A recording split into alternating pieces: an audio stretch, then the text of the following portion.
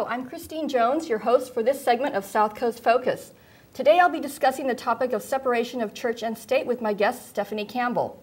Ms. Campbell is the founding member and president of the local chapter of Americans United for Separation of Church and State, an organization dedicated to upholding the Establishment Clause set forth by our Constitution's First Amendment. Welcome, Stephanie. Thank you. First of all, let me begin this discussion, which is a very serious topic, and perhaps add a little Colbert-esque levity to this.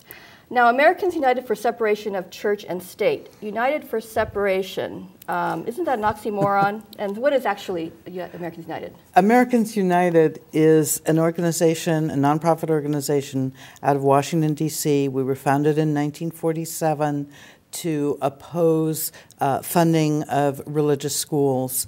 And then in the 1960s, we worked on opposition to mandatory school prayer.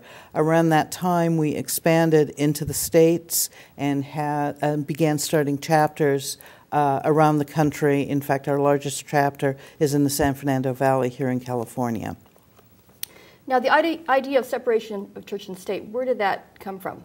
The original idea came from John Locke, and he wrote the Letters of Toleration and talked about the reasons that separation of church and state was necessary. A little earlier than that, Roger Williams, who founded the colony of Rhode Island, talked about the hedge of separation and felt that it was really important based on his experiences in Massachusetts, where people were required to attend church regardless of their beliefs. And it's most famously known for the 1802 letter written by Thomas Jefferson. Why is it necessary to have this wall of separation?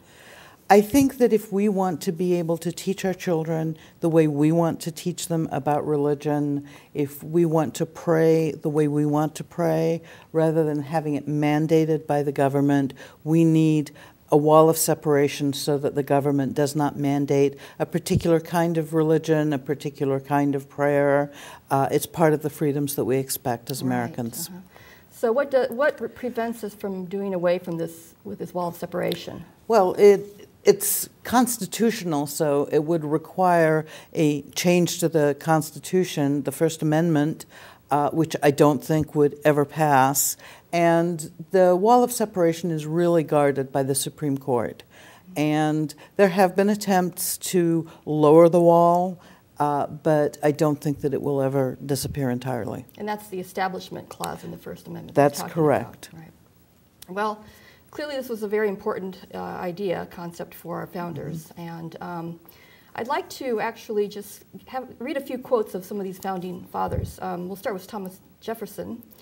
And he said, "I am for freedom of religion and against all maneuvers to bring about a legal ascendancy of one sect over another." And another one by Thomas Jefferson, "Legislatures should make no law respecting an establishment of a religion or prohibit the free exercise thereof, thus building a wall of separation between church and state." Jefferson was very much desiring for this part of the First Amendment, which allowed for the separation of church and state. And although he wasn't a particularly religious man himself, he believed that religion was important for a lot of the people. And he recognized that there were many different sects, and you didn't want to have one sect of Christianity have ascendancy over another, because that would be the same as establishing a religion. Right. And here's a quote by James Madison.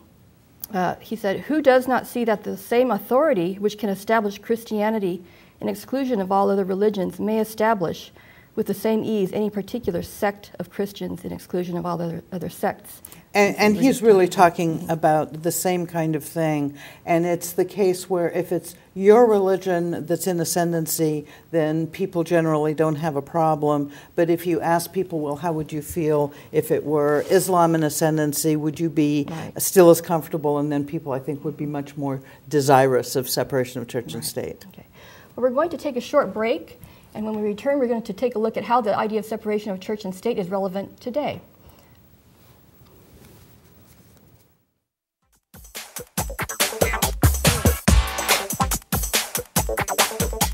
Open up your eyes, take a look at me.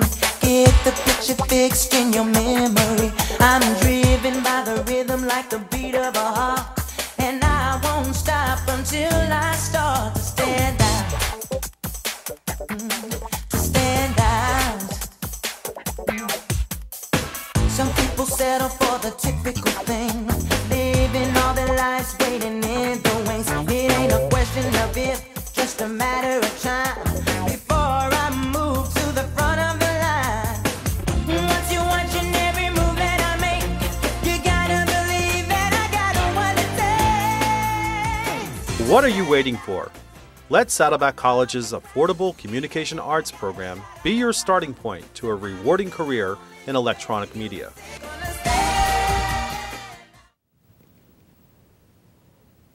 Hello, and we're back with South Coast Focus. I'm your host, Christine Jones, and I've been speaking with my guest, Stephanie Campbell from Americans United for Separation of Church and State, about the importance of the idea of church-state separation in the founding of the United States.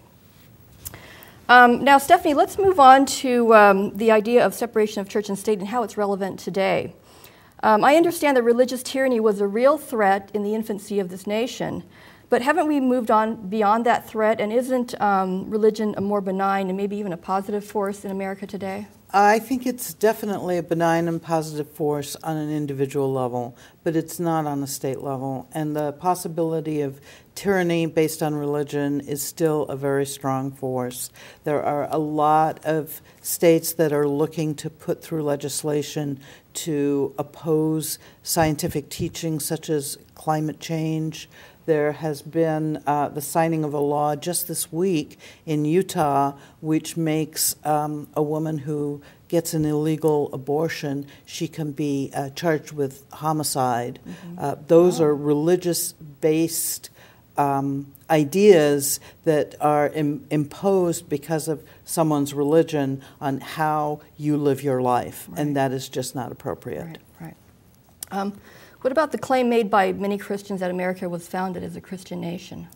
Well, I think that the colonies certainly were, many of them were founded that way. In fact, they were called biblical plantations. Mm-hmm. But the actual founding of our country, you just need to look at the Constitution and see, look at Article 6 where it says there shall be no religious test. There's no mention of Christianity in the Constitution, which is where, if you were making this a Christian nation, you would put that information. Right. And I think even the Treaty of Tripoli that we made in 1797 mm-hmm. specifically states that... it specifically states we're not a Christian nation. Mm-hmm. It was voted on in the Senate, passed unanimously, signed into law by John Adams, printed in papers in the country, complete text.